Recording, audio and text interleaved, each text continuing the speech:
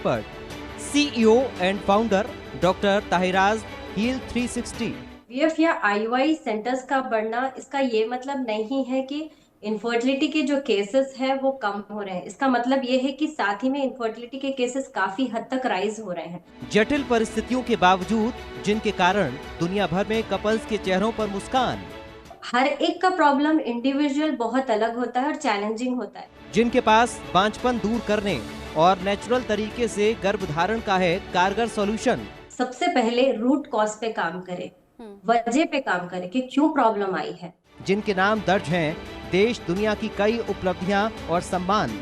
मिलिए उस शख्सियत से जो है भारत की शान।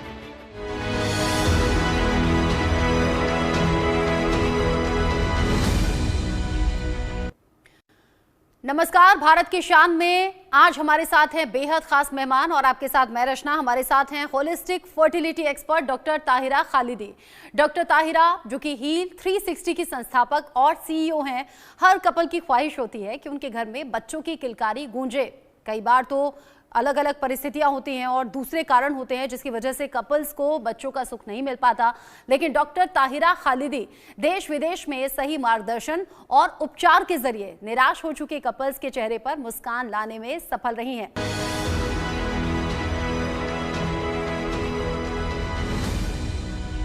डॉक्टर ताहिरा, भारत की शान में आपका बहुत स्वागत है। मेरा पहला सवाल, आजकल हर जगह IVF और IUI सेंटर्स बढ़ रहे हैं, लेकिन इनफर्टिलिटी के केस भी साथ ही साथ तेजी से बढ़े हैं।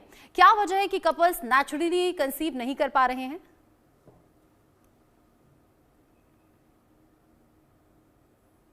IVF या IUI सेंटर्स का बढ़ना, इसका ये मतलब नहीं है कि इनफर्टिलिटी के जो केसेस है वो कम हो रहे हैं। इसका मतलब ये है कि साथ ही में इनफर्टिलिटी के केसेस काफी हद तक राइज हो रहे हैं। ये एक अलार्मिंग कंडीशन है।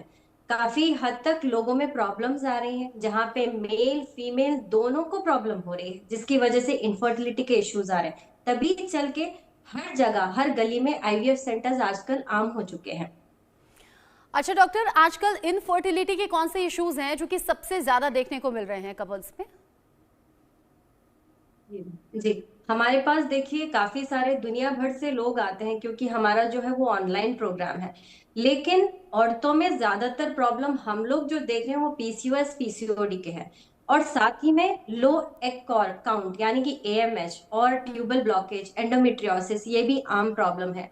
अगर हम मर्दों में देखेंगे तो स्पर्म काउंट रिड्यूस हो रहा है एंड क्वालिटी भी कम हो रही है। अच्छा डॉक्टर ताहिरा, लो एग काउंट और ट्यूब ब्लॉक, इनके बारे में थोड़ा सा डिटेल में और बताइए। ये प्रॉब्लम्स क्यों बढ़ रहे हैं और क्या नेचुरली इन्हें ट्रीट किया जा सकता है?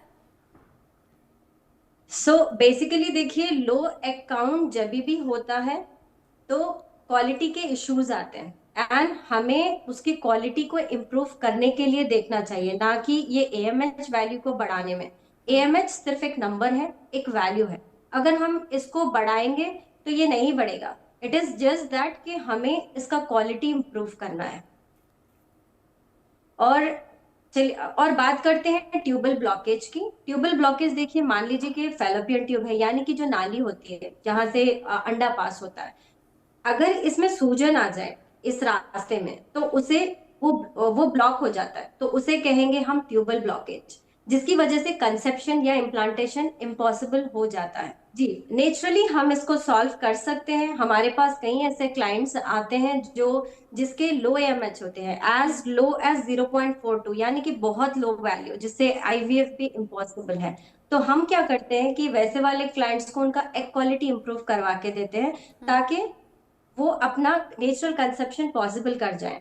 एंड रही बात ब्लॉकेजेस की, अगर हम कुछ ऐसे लाइफस्टाइल चेंजेस कर ले कुछ स्ट्रैटेजीज के साथ, जो अलग अलग मेडिकल कंडीशन पे हम लोग देते हैं, तो उससे क्या हो जाएगा कि ये जो ब्लॉकेज आया है वो डिसॉल्व हो जाएगा नेचुरली, एंड आप कंसीव कर जाओगे।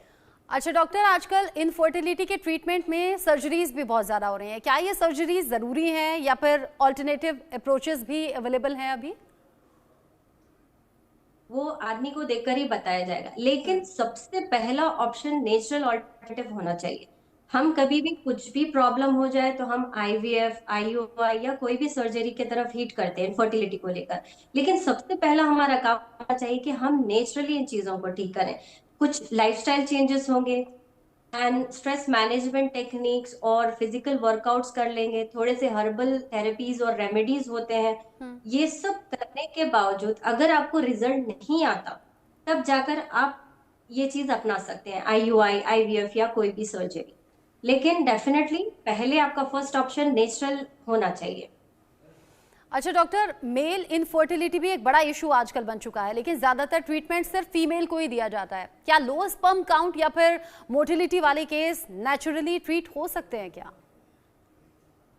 जी बिल्कुल, पहले तो ट्रीटमेंट से पहले देखना जरूरी ये है कि ये प्रॉब्लम क्यों आई है, ताकि हम आसानी से इसका ट्रीटमेंट कर सके। आप देखते हैं कि ज्यादातर जो आदमी है वो आजकल उनका डेस्क जॉब हो चुका है, आईटी में है और ज्यादातर बैठे काम करते हैं। तो जितना सीडेंट्री लाइफस्टाइल है, जितना बैठे बैठे डेस्क जॉब करेंगे और जितना लाइफस्टाइल पुअर होते जाएगा, उनका टॉक्सिन्स एक्यूमुलेट होंगे बॉडी में और स्ट्रेस डेवलप होने लगेगा। तो इन सारे कारणों की वजह से इनफर्टिलिटी राइज हो रही है आदमियों में। तो हमें देखना चाहिए कि ये सारी चीजों को हम रिवर्स करें।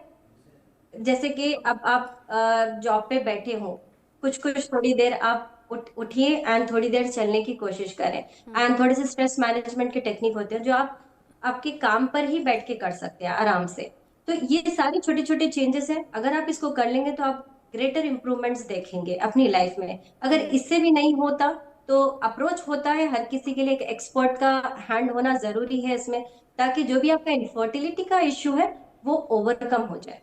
अच्छा डॉक्टर, क्या आपके पास ऐसा कोई केस रहा है जिसमें डॉक्टर्स ने कहा हो कि प्रेगनेंसी इम्पॉसिबल है, या फिर आपके ट्रीटमेंट से उनका मिरेकल प्रेगनेंसी हुआ हो? क्या आप एक रियल लाइफ सक्सेस स्टोरी हमारे व्यूअर्स के साथ शेयर कर सकती हैं जो कि कपल्स के लिए एक मोटिवेशन का भी काम करे? तो तकरीबन 1500 से ज्यादा अब तक के कपल्स को हमने रीच किया, उनके हर प्रॉब्लम्स को ठीक किया। तो हर एक का प्रॉब्लम इंडिविजुअल बहुत अलग होता है और चैलेंजिंग होता है। काफी सारे अलग अलग केसेस होते हैं, जैसे कि हमारे पास एक गायनेकोलॉजिस्ट आए थे यूएई के, उनको अनएक्सप्लेन्ड इनफर्टिलिटी था, यानी कि हर टेस्ट नॉर्मल थे बट कंसेप्शन नहीं हो पा रहा था। तो उनका हमने ट्रीटमेंट किया एंड वो ठीक हो गए। वो भी एक चैलेंजिंग केस था।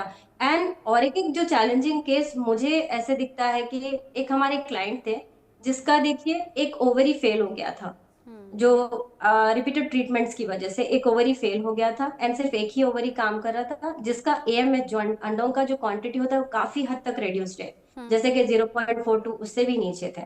तो चैलेंजिंग ये था कि उनके हस्बैंड को डिप्रेशन था प्लस टेराटोजोस्पर्मिया का इश्यू था, यानी कि देखिए 97% स्पर्म उनके डैमेज थे। तो डॉक्टर्स ने उनको बोल दिया कि अभी आपका आईवीएफ भी पॉसिबल नहीं है, तो आप लोग एडॉप्शन के लिए चले जाए। एंड उनका जो पीरियड साइकिल था वो भी बंद हो गया था, यानी कि प्री मेनोपॉजल स्टेज में आ गई थी एट द एज ऑफ 34। तो हमारे पास आए एंड 1.5 मंथ में उनका नेचुरल पीरियड आया, क्योंकि हमने उनका रूट कॉज से इलाज किया, उनकी बॉडी को रिवाइव किया हम लोग। देन 3.5 मंथ में नेचुरली उन लोग को कंसीव हो गया। अच्छा डॉक्टर, अगर किसी कपल को फर्टिलिटी इश्यूज हो रहे हैं तो उनका पहला ऑप्शन आपके हिसाब से क्या होना चाहिए?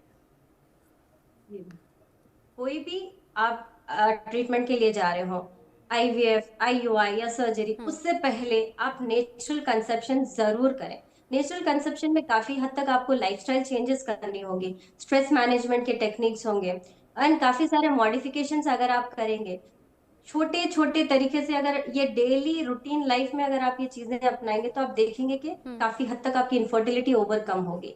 तभी जाके अगर इसके बाद भी आपको सोल्यूशन नहीं मिल रहा है तो आप अदर ऑल्टरनेटिव इस्तेमाल कर सकते हैं। डॉक्टर ताहिरा, ऐसे लाखों और करोड़ों कपल्स होंगे जो शायद इस प्रॉब्लम से जूझ रहे होंगे, तो आखिर में उन व्यूअर्स के लिए, उन कपल्स के लिए आप कुछ कहना चाहेंगी? जी, मैं दर्शकों को यही बात बोलना चाहूंगी कि सबसे पहले रूट कॉज पे काम करें, वजह पे काम करें कि क्यों प्रॉब्लम आई है। इरेगुलर पीरियड है, क्यों आए हैं, ब्लॉकेजेस आए हैं, क्यों आए हैं, स्पर्म का क्वालिटी खराब हो गया है, मोटिलिटी खराब हो गया, काउंट्स कम हो गए, क्यों हुए हैं, रादर देन कि हम सिम्टोमेटिक मैनेजमेंट करें। पहले इस वजह को जाने, रूट कॉज से इलाज करें, अपना खान पान, आप अपनी सोच, हर चीज बदलिए। क्योंकि देखिए रचना जी, हम हमेशा बोलते हैं कि जब भी आप घर में किसी मेहमान को बुलाते हैं तो सबसे पहले आप घर की साफ सफाई करेंगे, फिर मेहमान को बुलाएंगे। तो बच्चा भी उसी मेहमान की तरह होता है 9 महीने तक हमारी बॉडी में। तो जब तक आप अपनी बॉडी साफ नहीं करेंगे, अपनी सोच साफ नहीं रखेंगे, तो वो बच्चा भी आपके पास नहीं आएगा। तो सबसे पहला आपको अपनी बॉडी क्लीनिंग, ये 3 चीजों को आप ध्यान में रखें। माइंड, बॉडी, सोल, ये 3 चीजें अगर अलाइनमेंट में आप कर लेंगे तो definitely natural conception is possible. बहुत शुक्रिया डॉक्टर ताहिरा खालिदी, इतनी इंपॉर्टेंट जानकारी हमारे दर्शकों को देने के लिए और भारत की शान में आने के लिए बहुत शुक्रिया आपका। चलिए, इसी के साथ भारत की शान में अभी के लिए बस इतना ही।